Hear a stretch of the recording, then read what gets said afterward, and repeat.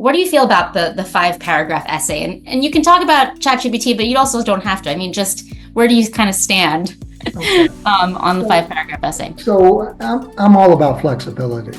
But on the other hand, how do you get to where you can be flexible in writing?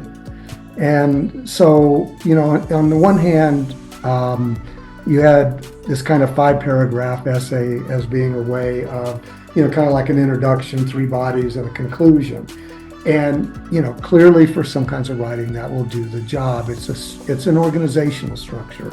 And that's basically all it is.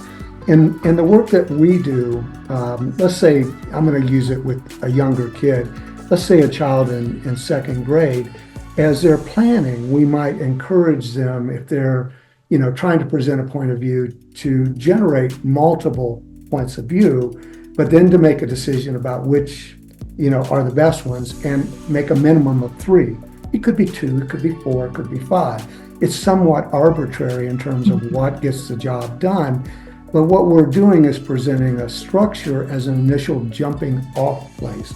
And unfortunately, I think what happened with the 5 paragraph essay is it's like an initial structure and it becomes stuck in time, right?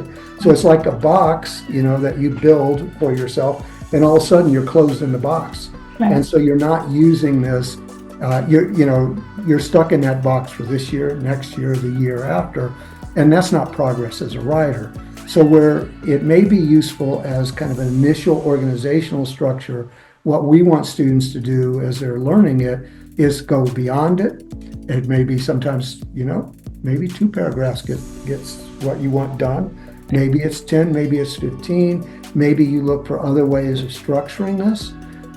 But that's where creativity comes in often, is we have structures that we then, like genre structures as an example, that we then modify in various ways to meet our writing purposes and our intentions. And so I'm never going to say you want to abandon structure, but if you get stuck in structure, it's not your kid's best advantage over time.